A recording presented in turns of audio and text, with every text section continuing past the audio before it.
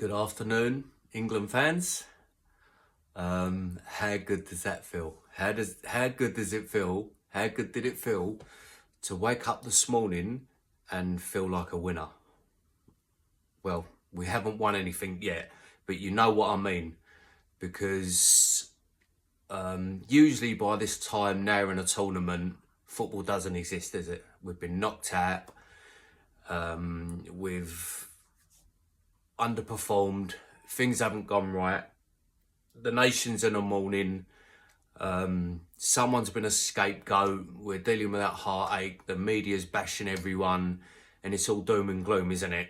And I don't know about anyone else, but usually when England get knocked out of a tournament, football's over. Football's over. I don't even watch the final, whatever, and But wow, we're in a final on foreign soil, making history.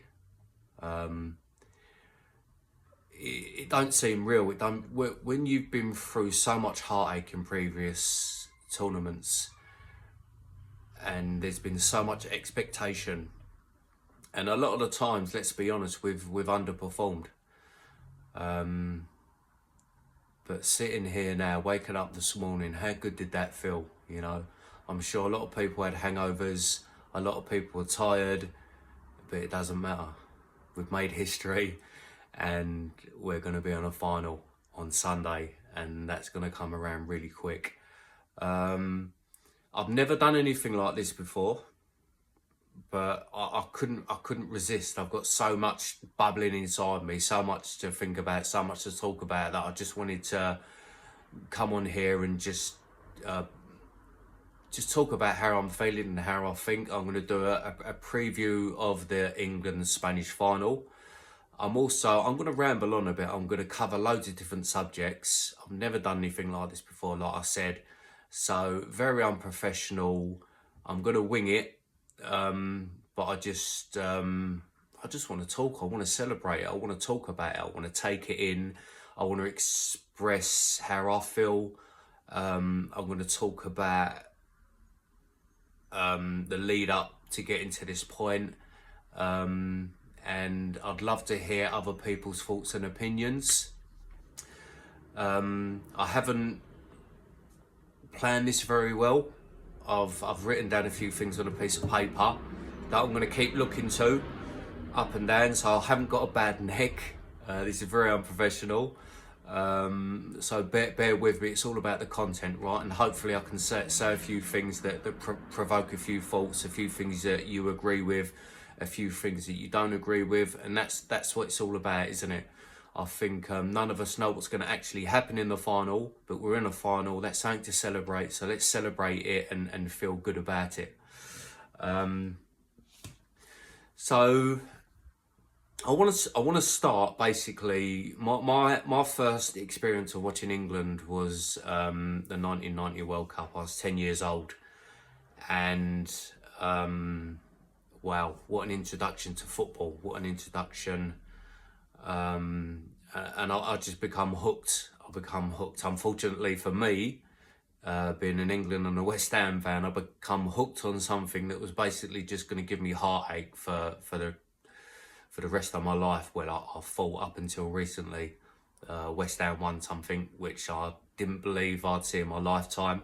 But this is about England, and through the years there's been so much expectation, so much hope, only for our souls to be ripped out, pretty much. So my first ever World Cup was in 1990. I cried. And ever since then, it's been a rough road, hasn't it? It's been a rough road. Not qualifying for tournaments, being knocked out. I think like early 90s, the English football we're still kind of in transition, and not only were other nations better than us, but they were cuter than us, weren't they? The Italians playing the games, getting the fouls.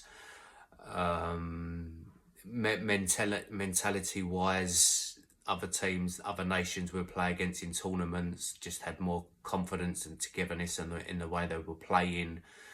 I think tournaments gone by, as England fans, you've always kind of believed that we had a chance. But when it actually come to the tournaments and watching the games, that was quickly distinguished, whether that be the lack of bravery, the lack of togetherness in the way that we were playing as a team. We haven't always played as a team, have we?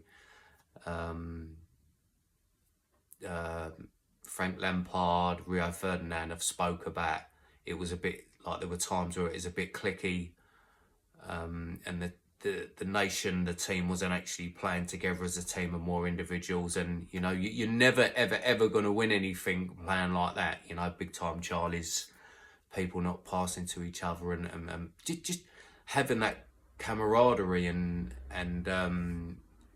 teamwork and willing to just do anything for each other to progress. You know, I've always thought quite simply. You look at teams like Albania. You look at Greece, who won the Euros. Denmark, even. You know, individual quality wasn't there, but what they had was a teamwork and a desire to work together. And in previous tournaments, I've always thought if the England team had the same togetherness and the same desire that these smaller nations would have had, we would have won something by now. But for whatever reason, that wasn't there, and it hasn't happened. And I think this is why we've got to give Gareth Southgate a lot of credit, because he did get the job by default. He got the job by default. It's a safe choice. Obviously, he'd had experience with the under-21s. And I think what Gareth Southgate has done has gone under the radar a little bit, because he's said in press conferences that he's been trying to make English football better. He's been trying to install that winning mentality. He's been trying to install that togetherness. And I think he really has. I think the work that he's put behind the scenes of, obviously, is the under-21 manager before he come the national manager. We had success. The under-21s had success. The under-19s had success. They both won tournaments. So we had a really good crop of youngsters coming through. And Gareth Southgate, being the under-21 manager, he brought a lot of them youngsters through. He kind of got rid of the deadwood, maybe a bit harsh, deadwood. The older players that had never just quite done it and maybe just didn't have the mentality to kind of get us all the way through. He kind of weaned them out and then introduced the younger generation of England players that had won, that had a bit of experience of winning, that had that confidence that wasn't, you know, I've heard many England players, Kieran Dyer was one, and he said he was petrified of playing in an England shirt. He wasn't able to express himself the way he would do at club level, because, you know, the England shirt is so heavy. There's so much expectation. There's so much pressure from the fans, from the media. We just want to win a tournament so much. I mean, 1966. For a nation that invented football, we've won one trophy in 1966, and we've been so desperate to win something. And I think that filters through to the players, that they feel it. And subsequently, in the past, I think a lot of squads, a lot of players have kind of felt the pressure and haven't been able to express themselves on the pitch as well as they could have done. But I think that's changed now. I think that's changing. The new generation that have come through, going back to Gareth Southgate's first tournament in 2018, when we got to the quarter-final, or was it the semi-final? Hold on, I'm just going to look at my notes. We got to the semi-final in 2018, didn't we? And we lost to Croatia. And since then, the next four tournaments, a semi-final, a final, a quarter-final, and now another final. And I'm just so happy. I'm so proud of the lads. I really am. I'm so proud, you know. People argue with this current squad is better than the golden generation of the Beckhams and the Rooneys and the Lampards and Gerrards. I don't think there's that much quality-wise, individual quality-wise. Maybe that generation was a little bit better, but what they didn't have, this new set of guys, they have that togetherness, they have that hungerness, and I don't think they have the fear. So the last four tournaments, I think we used to be a laughing stock. I think like other nations used to look upon England as being a nation who thought they were better than they were, and I think that they were probably right, to be honest with you.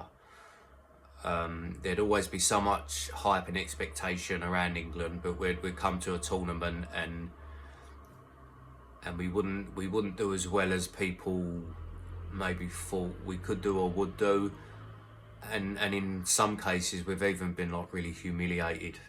When we lost to Iceland, that was a hard one to take.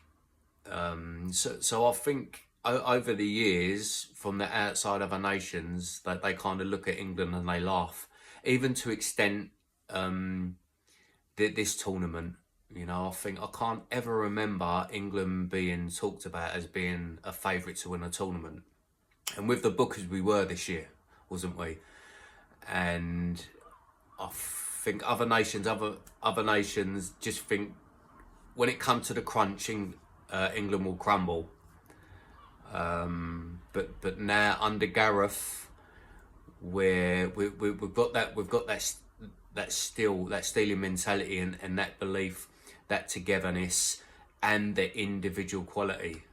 And I think we was all excited at the start of the tournament, wasn't we? We was all excited. We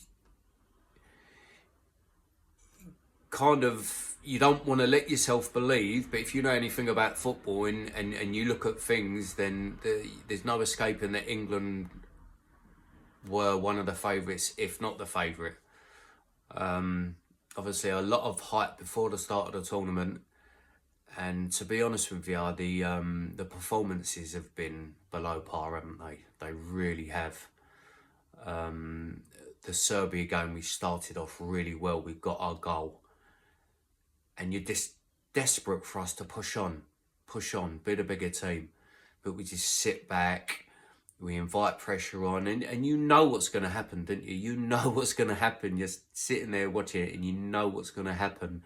And we were lucky not to concede in that game.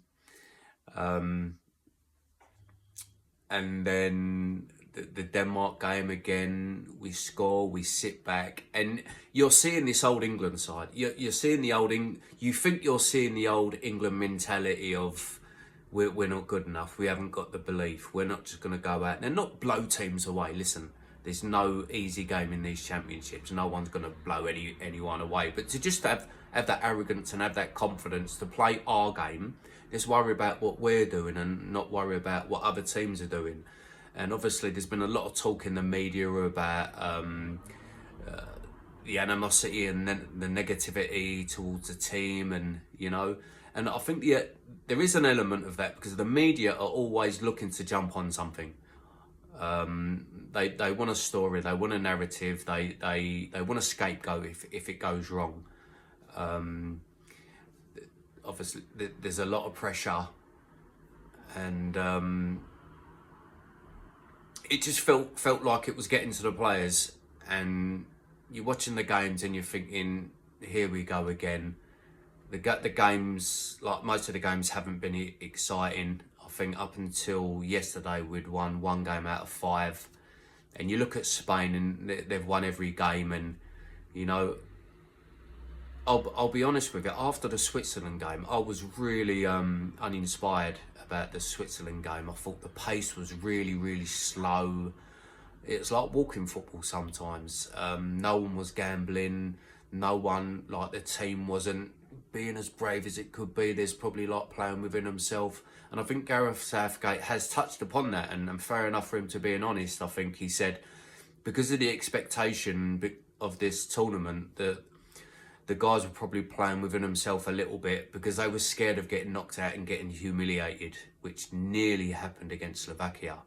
If we would have been beaten by Slovakia, if Jude wouldn't have scored that wonder goal, the negativity would still be like live now, and it'd just be like rewinding to every other tournament we've been in prior to 2018. But you know, I thought to myself after the Switzerland game, or during the Switzerland game, I'm not even bothered if we don't get through, because even if we do get through, we're not going to win it. I'm usually quite optimistic, but I was quite pessimistic, and reason is I think the Camp and Gareth have talked about a lot of negativity, and it's not because people want to be negative, it's because we know how much better they are than what they're showing. And quite frankly, if you keep churning out performances like you have been, then sooner or later your luck's going to run out and you're going to get knocked out like it nearly did against Slovakia. And let's remember, before the tournament, our form wasn't too great either. So we had all this hype, all this expectation, but when it come to the time of like really making things happen, we kind of seem to be a bit kind of like here we go again. And you know, but slowly but surely, every game we've been getting a bit better, haven't we? You know, and I go back to the Switzerland game. We did play better, a little bit better, but not good enough to really kind of win the tournament. The Netherlands game yesterday has really given me hope. Has really given me hope, and the way we played in the first half with the tempo that we played in, and the back line as well. You see how high they were compared to kind of like the other games where we'd score and we'd sit back and you can't get out.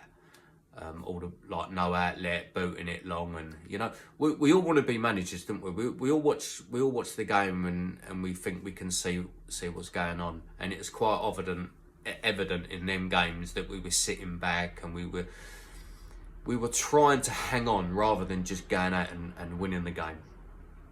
And I think that does come down to the pressure of the guys being so scared of messing up or blah blah blah. But I think they're over that now.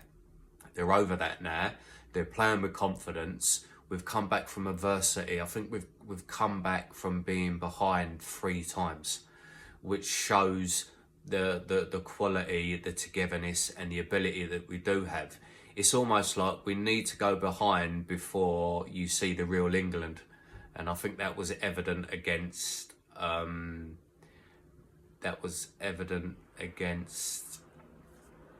Switzerland. When as soon as they scored, all of a sudden we went up 2 gears, didn't we? We went up 2 gears. Everyone flooded forward, and they stopped playing. They stopped being in their mind, and they just played instinctively. And we've got unbelievable quality attacking players.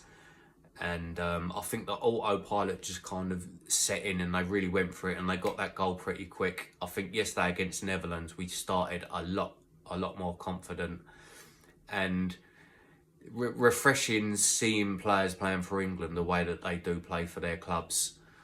The first half was amazing. Phil Foden, what an absolute class player. I mean, we've got so many class players, so many respected players. We're well within our rights to be fancied as the favourites, and we are well within our rights to be confident, because we've got some super talent. We really have. And Phil Foden yesterday was in the first half. He's unreal. He was so unlucky as well not to score. I think Foden's kind of goal contributions for England is quite low. He definitely needs that click moment. But I think it's all just coming together at the right time, isn't it? We're peaking at the right time. That's what it feels like. It really feels like we're peaking at the right time. And every game seems to be getting that little bit better. and we still got more in the tank. We still got more in the tank, you know. A lot of people have been tipping France, Germany, Spain to win it as well as us.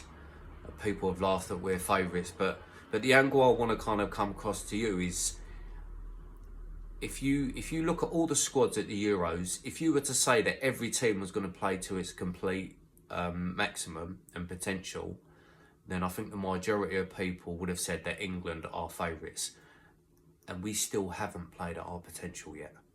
And that's a scary, exciting thing, because we've still got another level. And like I said, it seems that we're getting better and better with every game. And I honestly believe on Sunday, you're going to see an even better performance. And I think it probably works in our favour that we're not going to be favourites, because there's not going to be no pressure. There's not going to be no pressure. And if we lose to a good Spain team, there's no shame in that. Most of the players are young, they'll come again. So I think the England players now, it's a one-off game without the pressure. They can just go and express themselves, and I don't think they will shrink. I think the players, I think with the quality and the winning mentality we've got within the team, with like the players winning tournaments and winning things with their clubs, I think they'll embrace it. I think like players like Phil Foden, Bellingham, Kane, they will absolutely relish having this one-off game to make history and really like show the world of football what they're all about. I'm so excited. I'm just going to have a look at my notes now, because I've just been rambling going on at things. I think we do deserve our luck, don't we? Because I see a tweet this morning of someone saying like how much unjust we've had in other tournaments, whether that be Sol Campbell's goal that was disallowed, Beckham getting sent off against Argentina, Frank Lampard's goal that was not given. We never seem to have the rub of the green, do we? There always seems to be something. We seem to be a bit cursed. Like, if it can go wrong, it will go wrong with England. And it feels different this tournament, doesn't it? Because like I said, 3 times we've been behind. 3 times the nation have held their breath and had that dreaded feel of like, here we go again. But 3 times we've gone beyond that adversity, which only breeds confidence. And I actually think in the earlier games we weren't playing great, but our individual quality was getting us through. You know, but the guys now know they can come back from adversity.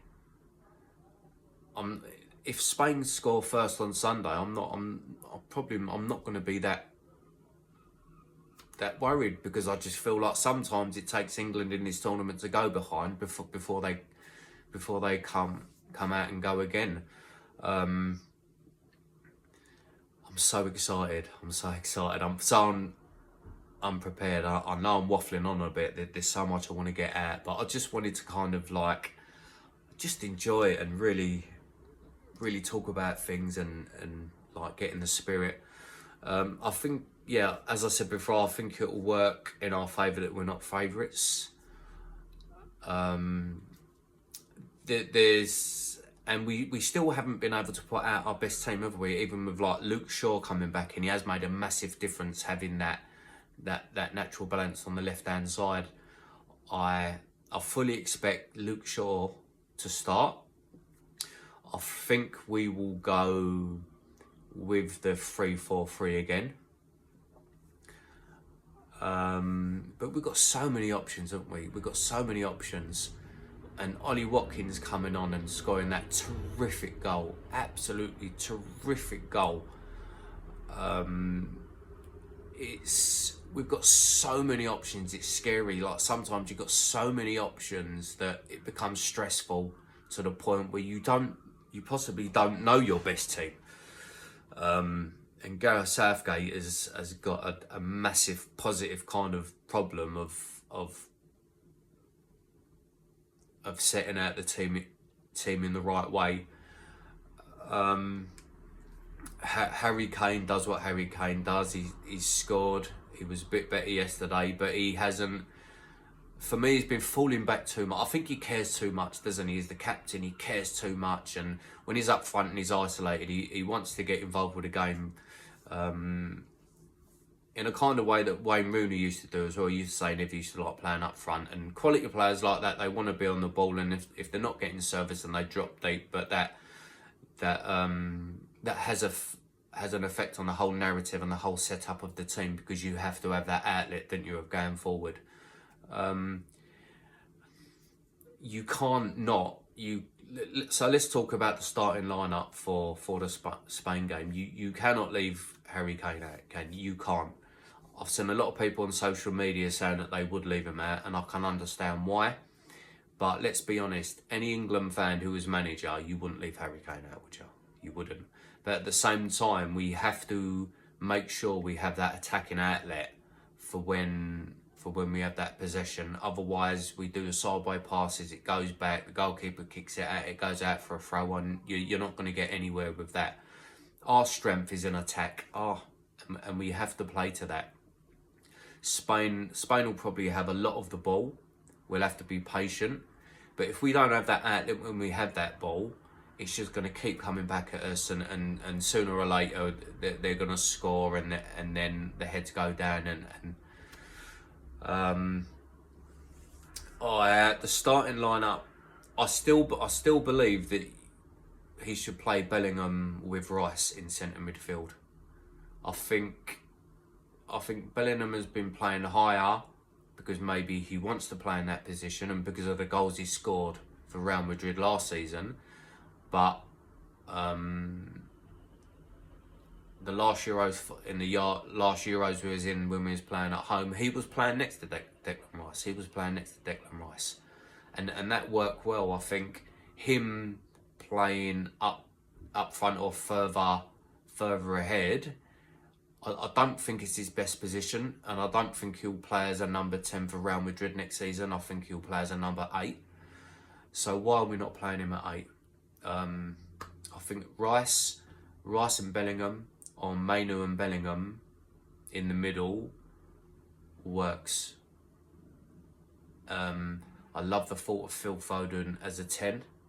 Or you could even play 2 up front. Play Kane as a 10 and play Watkins ahead of him, because you know Kane's going to drop in. And what Ollie Watkins brings to the side is that pace, and he's going to stretch, and he's going to run the channels, and he's going to create space. And as much as I've been saying like England haven't played well, like the setup is a lot to it, because these attacking players, Saka, Foden, Kane, if they don't get balls in good areas, and they don't get to play up the pitch and interchange into positions, you're not going to see the best of them. And that's what I think. Yesterday, when the back line was pushed right up, and we were winning possession back quickly, we were passing quick. When we do that, we can play past anyone. Really, honestly, when we play over a tempo and we push up and we pressure and we win the ball, we've got some outstanding game-changing players. And I just worry if Gareth just sets up the way that we played yesterday, Spain are going to have a lot more ball than Holland did yesterday. And if we don't have that outlet, it's just going to be swarms and swarms and swarms, and us just playing back and us trying to hit them on the counter-attack. I think we're a much better team to just have a game plan of trying to hit Spain on the counter-attack. I think if we're brave and we have the right setup, and we push up the same way as we did as Holland, it'll be more like a 50-50 game, and it will come down to more individual moments. And I think individually we have the better attacking options than Spain. You know, we've got to start that game, and we've got to have the arrogance that we are better than them. We have the better players than them, and we can beat them. We've got to play our own game rather than kind of trying to figure out how we're going to beat them. We can't be too respectful. I think it will be an amazing game on Sunday, and I really think we'll have, it will be the best performance that we've had so far, and I really do believe it's kind of written in the stars for us to do it. Spain are going to be favourites. Whether they are or not is another thing. But the media and everything, they will be saying that they're favourites, so they will, the pressure will be on them. I've just been looking at a few stats today, just because, like, you don't win games on paper, I know that, but I've seen a few stats. So basically, like, the full Spain squad have a value of £909 million compared to England's team, who have a value of 1.4 billion. These are stats that I've found on Flash Score, a really good footballing app. And another angle towards the stats as well is the players in the Spain squad scored 108 goals in the league for their teams last season. The players in England's squad scored 199 goals in the league last season. So, yeah, you don't win games on stats, but we have the better individuals and we score more than Spain. That's fact on last season. We scored, like, our squad compared to their squad, we've scored nearly 100 more goals than they did last season in the respective, like, domestic leagues, you know. So, quite frankly, Spain are favourite to win this game based solely on the way that they've been playing this tournament. And you have to bear that in mind. Anything else points to England. We have the better players. We score more goals. We have the better attacking players. So try not to be pessimistic. Another massive factor as well is the penalties are our Achilles heels usually. We've got some great penalty takers, and I think we've got every shot. I think we are favourites. I think, obviously I'm biased, but I think we are favourites. I think we're favourites from the points I've just mentioned. Also think we're favourites because I'm not sure Spain can play any better than they've been playing, because they've been playing phenomenally, haven't they? But we can definitely play better. Better. The pressure is on Spain, and I think we just have more big game players for them moments. It'll be moments, won't it? It'll be moments. You know, Saka, Kane, Foden, Watkins, Bowen, Tony. Our attacking options are just out of this world, and I just can't wait.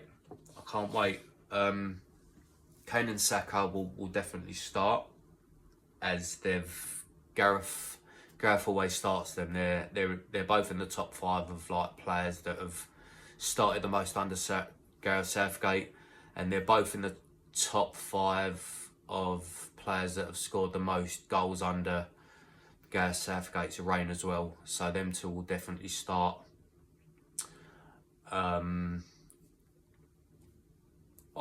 like the idea of playing Watkins and Kane, to be honest with you, but I don't think Gareth will do it. I think he will wait and be a little bit more reactive to bringing people on, rather than thinking, right, let's just go at it and just go at them as soon as the whistle goes, because I think that's how Spain will approach it. They will try and take control of the game, and they will try and put us under pressure straight away, and they'll try and get that early goal.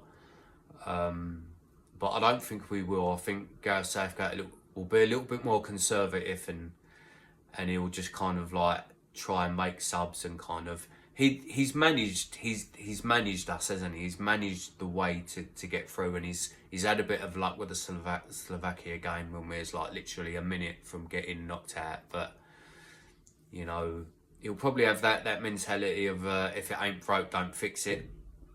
He'll be a little bit cautious, but we have got them big guns to come off the bench, haven't we? I wouldn't be surprised if it went to extra time penalties. I think it might be a draw. I think it might be 1-1, 2-2, extra time penalties, and you know, at the end of the day, there's going to be a scapegoat, or there's going to be a hero. Unfortunately, finals, that's usually the way it goes. Someone's going to make a mistake, or someone's going to be a hero. I think the scapegoat thing is gone now. We've got if you play for your country and you have a bad game, all the abuse online or whatever, it's just crap now. As you know, the team, they're together, they're all working for each other, and I think there's a lot of young players, and I hope they're in a scapegoat. The media just want to jump on, don't they? And you know, but yeah, let's have a hero, England. Let's have a hero. I'd love us to win in 90 minutes. I think that's probably a little bit too much to ask for. I see, maybe my heart's all in my head, Watkins has had his moment. Tony's come on and had an impact. We haven't seen Jarrod Bowen yet, have we? And Jarrod Bowen scored a 90th minute winning goal for West Ham to win the Europa Conference League, which you can't compare to this. But I think Jarrod is a big game player, and he hasn't had his moment. And I've got a sneaky feeling in a tight game, whether it be in 90 minutes or whether it be in extra time, I just have a vision. I'm trying to manifest it. I have a vision of Jarrod Bowen running through and scoring the winner for England. I really do. I'm going to leave that there because I've winged this. I've muddled along. I've probably repeated myself quite a lot. I can imagine it's probably been quite frustrating to watch, but I hope I've said something or said a few things that have provoked a few thoughts to how you're thinking things might play out. I'd love to hear some feedback, to which if I do another video I'll reply to that and we can get into it a little bit more. You know, we've got until Sunday to really enjoy it, embrace it, and really suck the life out of this feeling, because if we lose the final, we don't know we're going to lose it, and you know, at least we can feel like winners now. So thanks for watching. Please leave some comments, and hopefully I'll see you again closer to the time to do another video. Bye bye. Thank you.